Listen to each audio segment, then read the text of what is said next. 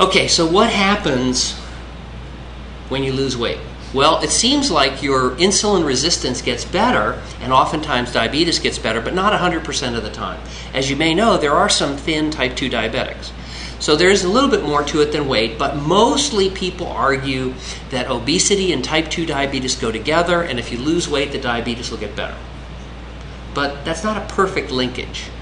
And so one of the questions that came up is the one we were just talking about, and that is there a difference in losing weight by diet and exercise compared to losing weight with a gastric bypass? And so we have a patient here who made that decision. And what can we tell him about that decision? Well, let's think about it. Imagine that you did an experiment. And in fact, a bunch of French researchers have done this now. They took a group of mice who were obese, genetically diabetic mice, and they did gastric bypasses on them. So first of all, we have to tip our hats to the mouse gastric bypass surgeons. Please don't bother me, I'm doing a gastric bypass on a mouse. So congratulations to them for doing that. And after they had gastric bypasses in the obese diabetic mice, they took a control group, and every time the obese diabetic mice lost weight from their gastric bypass, they cut back the food in the cage of the control group so that within a few weeks they were both losing exactly the same amount every single day. So the weight loss was the same, but the impact on diabetes was not the same at all, because the bypass patients had a much more profound resolution of their diabetes. Why? Because remember, when you bypass that upper gut, that's where the pancreas, the source of insulin, is.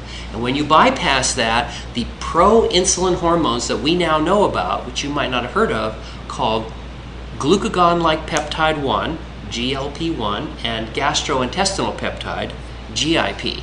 And I have to pause because I love saying that. GLP and GIP. Both go up with the bypass. And so they help control your sugar. Plus, research has shown that the pancreatic islet cells, where the insulin is made in the pancreas, actually hypertrophy with the bypass. So we are now on the threshold of saying that sometimes we can actually cure diabetes.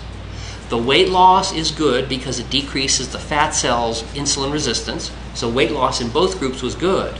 But the bypass itself seems to be even better than weight loss because of the elevation on pro-insulinogenic hormones.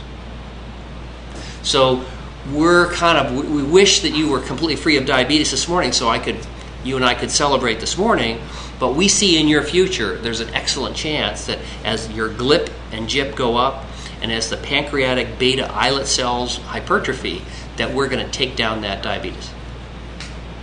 And that's the latest research on that, which is pretty exciting for us to imagine that we can take on this very difficult disease and fix it.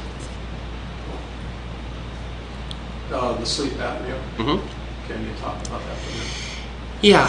What about sleep apnea? Well, sleep apnea is a very serious problem. We think most of you who don't have CPAP machines really do have sleep apnea just undiagnosed. In other words, almost everybody who's heavy, not quite, is all probably suffering from sleep apnea. And we expect that the surgery, just like diabetes and high cholesterol and high blood pressure, should make that better.